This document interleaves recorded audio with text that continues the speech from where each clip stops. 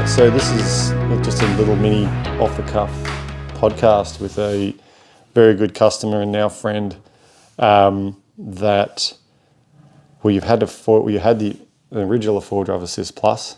Had the Foil Drive and then the Assist Plus. Did you? Yeah. Right. So you've had both, and then you had pretty unfortunate thing. Well, I'll let you go into it. And it's been a long time since you've been in the water, and we've caught up.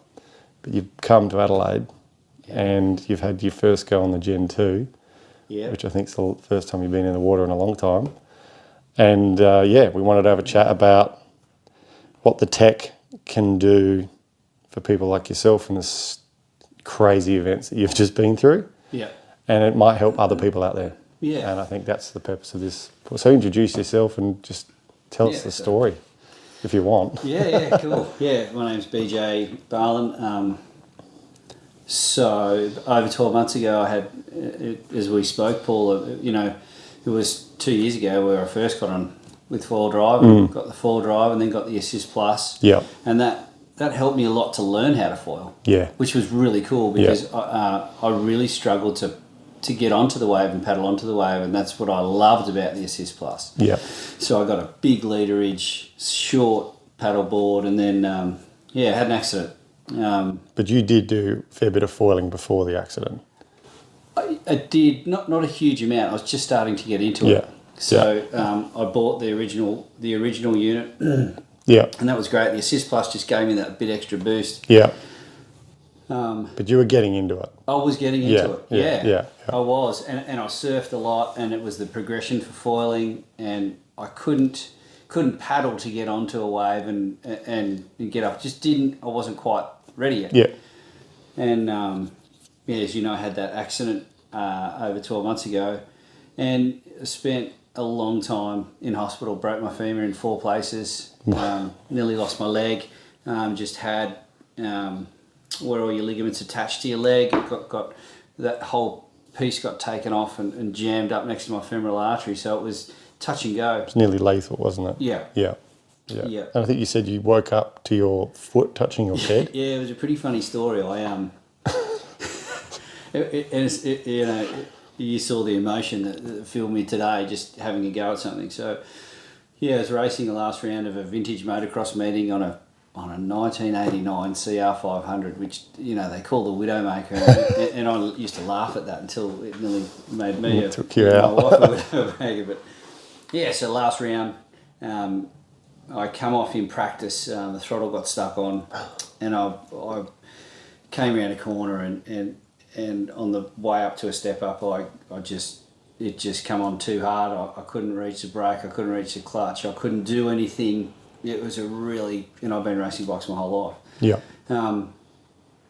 I woke up to the flag marshal just with this really strange face. I said, mate, can you move that rock from behind my shoulder? And I couldn't move this shoulder because it was dislocated. So I'm sitting there with this shoulder. I think it was here somewhere. Anyway, I said, mate, can you move that rock from behind my shoulder? And he just give me nothing. He just said nothing. It's like, far out. I said, mate, can you move that thing? He goes, mate, it's your foot. Don't move. Just wait there. And at that point I thought, shit, I'm in a bit of trouble. So I'm not laughing. I just don't know how to kind of process that information. Dude. And I didn't even know about this until after I got out of hospital. So I was in hospital for quite a few months. Wow.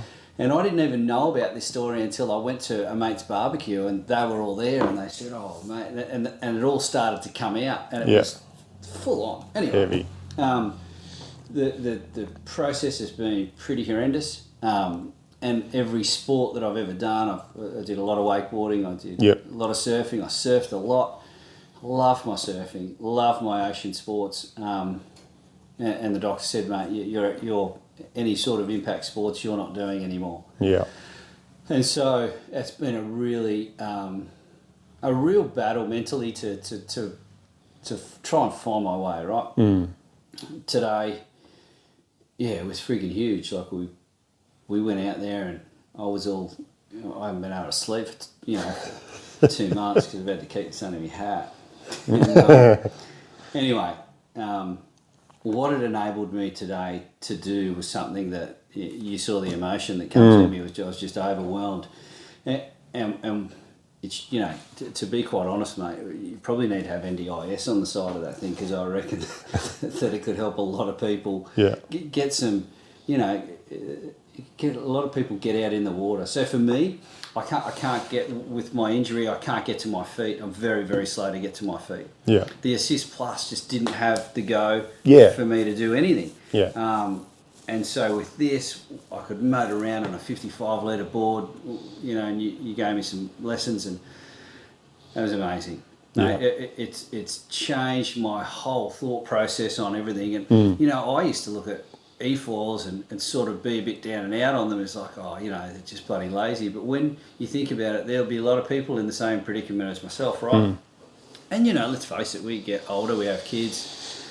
You put weight on, you try and keep it off, but work and life and all the rest of it. And for me to now exercise, and this can exercise, and this is the best form of exercise. I'm out in the ocean and with my mates.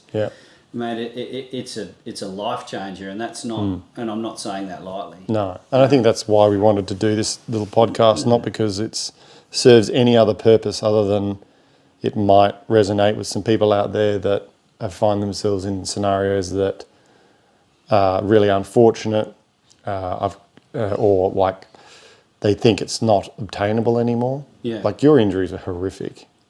And the amount of time you spent recovering was significant. You basically just disappeared. I didn't touch base with you for a long time. I didn't actually know you were that injured. But hopefully there's some people out there that watch this and realise that with hardware like this, which I primarily developed to enjoy foiling more from an able-bodied perspective. I've had lots of shoulder injuries. I've torn my shoulder out 3 times, which means I fatigue in my muscles, my shoulder muscles. Paddling's out. This overarm paddling I can only do for very short periods.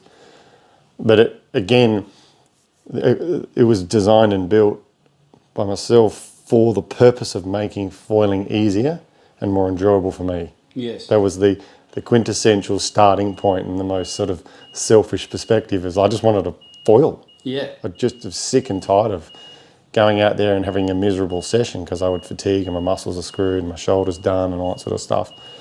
But I find it amazing and really encouraging, and it was emotional for me too, watching you have a breakthrough today, seeing something that I've developed to generate fun transcend that and also allow people to get back into a sport when, you know, doctors or something like that are telling you you're done.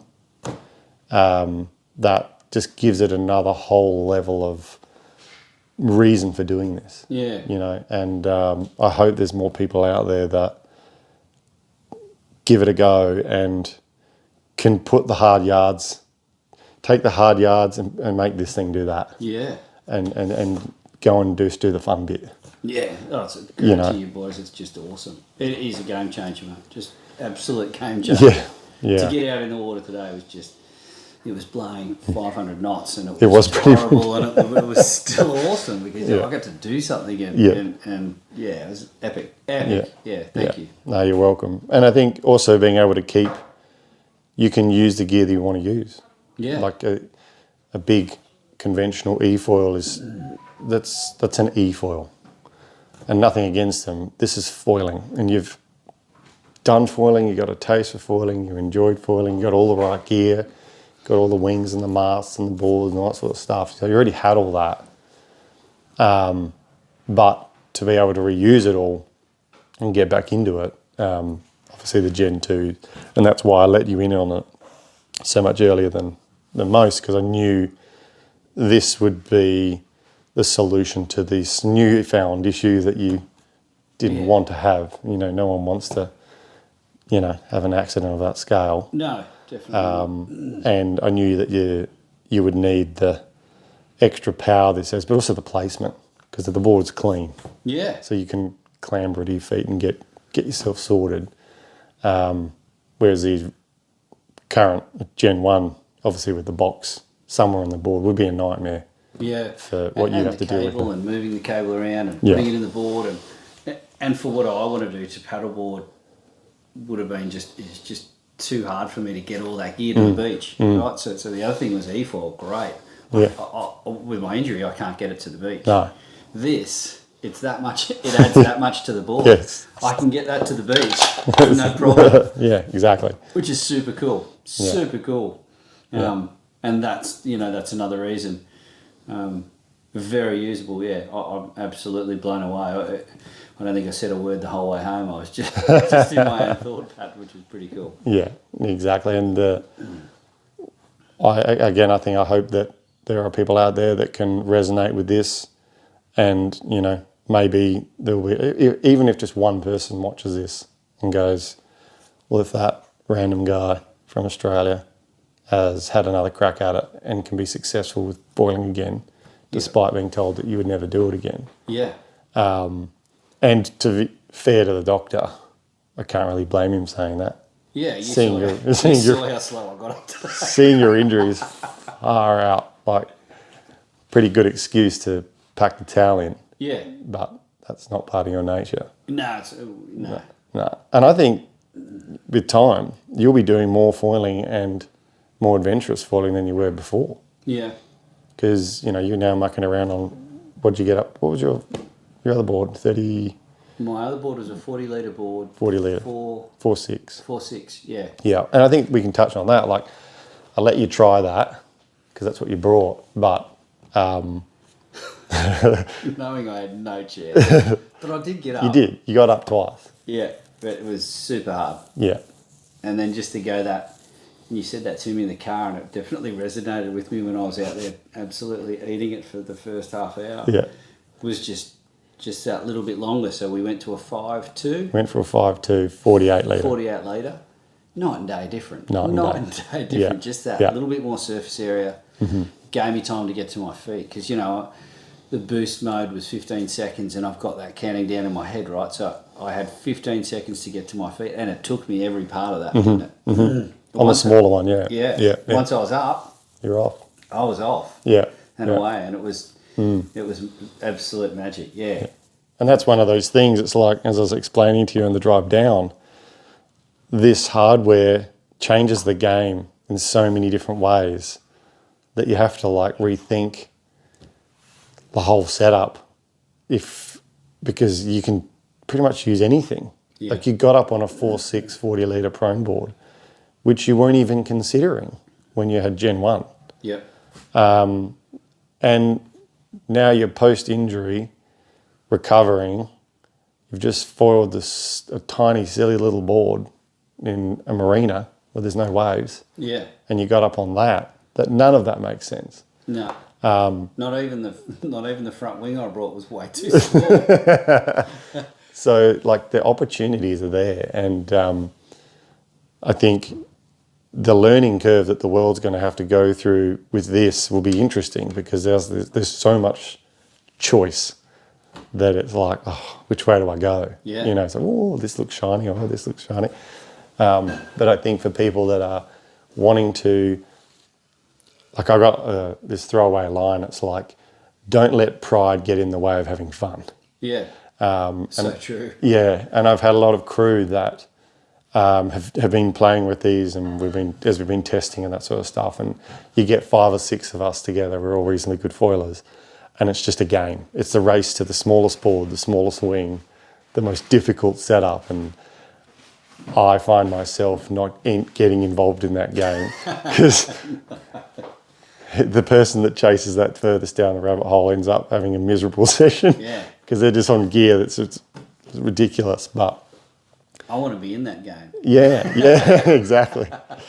But yeah, we ran a 6 inches longer. We're not talking much, 6 inches, and 8 litres more, and it was radically different ease of getting up. And I think that's a tip for anyone watching. If you want to have heaps of fun, but just not make things unnecessarily difficult. You had just as much fun foiling around on that 5.2 48 litre board as you did once you got the 4.6 40 litre board up. But the difference between the energy and effort and finesse needed to get the 5.2 up versus the 4.8. No, there was no difference in the board. Under my feet, There was absolutely no difference. Yeah. In fact, the bigger board gave me a little bit more confidence because I had more placement for my feet. Yep. And it was 100% more forgiving. Now the smaller board was absolutely no different once I was up on the foil. Yeah. Absolutely no different. Couldn't notice it. And that's what I encourage more people to do, is try and not get too obsessed with chasing to ride the smallest possible board and the smallest literage, and because it's impressive, the smallest board you can ride, and everyone, whether we like it or not, we all have to admit at some point we get carried away with trying to impress ourselves or others with that. How fast can you go? How high can you jump? You know what I'm saying?